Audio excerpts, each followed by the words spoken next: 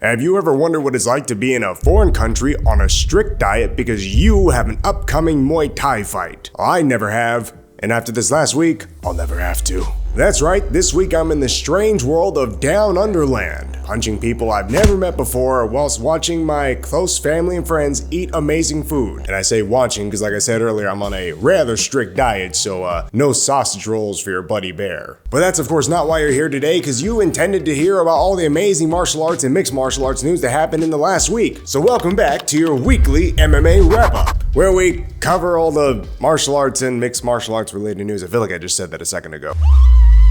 And to jump right into it, we have a real fairy tale ending of sorts for Cub Swanson in his UFC retirement fight. UFC 327 actually had quite a few fairy tale style endings, as most of them were grossly unbelievable to have watched. But we'll get to a couple of those in a second. Yes sir, Cub Swanson, after what I believe is decades, not decade and some change, but multiple sets of 10 years, is finally hung up the gloves in the UFC octagon, with a phenomenal win over Nate Landwehr and earning a Fight of the Night bonus. And first round knockout no less. Cub still got it in him, folks. Although apparently he doesn't have the same pain tolerance he once did, as he mentioned in the post-fight interview. He stated very clearly that even his warm-ups were different leading up to this fight because he knew he didn't have it in him to go 110% all 15 minutes. He had to get this cat out in round one. And that's exactly what he did, and I'm extremely proud of him. Not just because he's a great fighter and I can look up to him as such, but because I also know him in his personal sense. I met him, I trained at his gym, he's a good man, he does good things, and I'm happy to have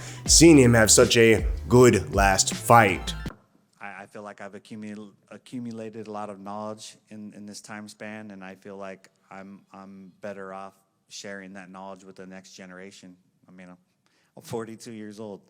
Moving on now to the next miracle of the night, we had a super entertaining heavyweight fight. Yes, that is kind of a dig. Heavyweight has been rather, since the whole eye-poking thing between Cyril Gane and Tom Aspinall. But here comes Josh Hokett and Curtis Blades to turn that all on its head. These two guys had an absolute slug match, with Hokett even doing his best impression of Nate Diaz right in the middle of it. And this has fans around the world even claiming that this is one of, if not the singular best heavyweight match the UFC has ever put on. And to be quite frank with you, Slugfest isn't even really doing it justice, as Hokett really busted up Curtis Blades like a lot. He looked kind of messy at the end of it, kind of being a bit generous. And Curtis did his fair share. He landed some really good blows on Hokett. He wasn't exactly unscathed, but it was obvious enough that the win, the decision, went to Josh. Interesting enough, Hokett fights at kind of a small weight for heavyweight, so I'm not too surprised he wasn't able to land a knockout blow, but he's got to be careful doing that because Curtis wobbled him several times, and Curtis isn't the heaviest heavyweight. He's got a tough division in there, or at least he does if he fights Cyril Gane or Aspinall. Otherwise, I don't know. He's been kind of running through them. He might be just fine at 230 pounds. And a college wrestler no less. We watched him dominate a previous opponent just almost purely on the ground with some ground and pound striking, not standing up with them. So he's proving himself to be a very diverse fighter. But now onto our last piece of the UFC 327 information. We have the main event title fight between Oldberg and Prochaska, which ends in the first round, again, like a fairy tale, as Prochaska had jacked up Oldberg's knee. It was bad. That guy was stumbling, wobbling, doing everything but standing up straight and throwing back hard. Except for one shot, right after Jerry saw, oh, that knee's messed up, and didn't capitalize on it. Can't imagine why that was going through his mind, considering who he is and who he's fought before. He decides to just take it all upper body with Oldberg and gets chopped. Like, not in the modern kid slang where he was made to look bad. Well, I guess he was kind of made to look bad, but he got clipped with a nice left hook that sent him whirling to the ground. It's just the best way to put it. And Oldberg, as if he was never injured in the first place, jumped right on top of him, landing a few ground and pound shots before the ref got a chance to pull him off. And what's sad about that is Jerry even admits after the fight that, oh, I did see he was hurt, but I wanted to show mercy, which of course led to his inevitable loss in this case. And many other professional fighters have called him out on it too, saying that you can't have that kind of mercy or concern for your opponent when you're in the fray. You have to finish the match. Go for the win, go for the knockout, go for the whatever until the ref pulls you off. As a competitor, they tell us the same thing all the time. The bell does not stop you, the cornermen don't stop you. the ref stops you. You need to keep fighting and protecting yourself until that dude literally gets in the way of the both of you. And I'm not saying we should be trying to permanently maim our opponent so they can never compete again. That is someone's livelihood. But if the opportunity arises for you to win a belt, win a ton of extra money, which I'm sure is weighing on him too, not having that now, for your family, friends, and future, and of course the prestige of just having a championship belt, when you have a lot on the line, no one's really gonna judge you for going for the kill in a job where you kind of should. No, please, have mercy!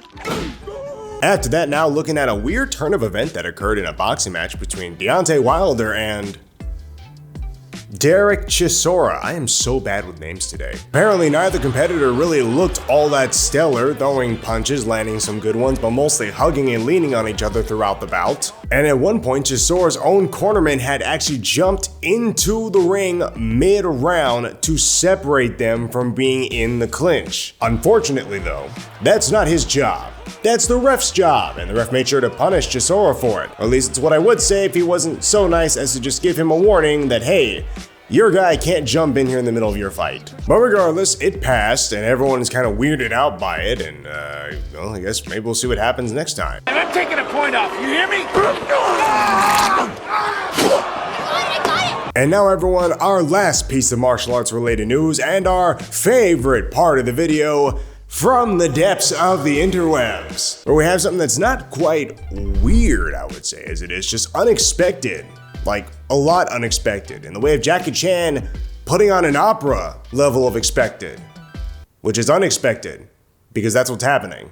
Jackie Chan, or better known as the man who played that one animated cartoon of Jackie Chan with his niece, I remember, it was a good show, don't hate, is now set to direct his own opera. I can't tell you what part of his full career in Hollywood and martial arts have led him to be able to do this musical phenomena, but clearly he picked up some lessons somewhere on the, during the side quests. And specifically, he's doing a production of the, hang on, Turandot for, what the hell is Turandot? Okay, well yeah, that one. It is set to run between July 17th and September 5th and held in the birthplace of Giacomo Puccini. I said all that correct, don't fact check me. Basically, it's Jackie Chan doing this in honor of the original composer and this piece, which is now 100 years old. Certified antique. And let's be honest, even though quite a number of us are just not gonna watch it or even hear about it past this video today, guarantee it's gonna be pretty awesome. Jackie Chan's not one to let things fail. But since I know you guys didn't really get your weird part of this video, here are some Chinese animatronics doing a kung fu showcase with some actual humans and not looking seriously inept.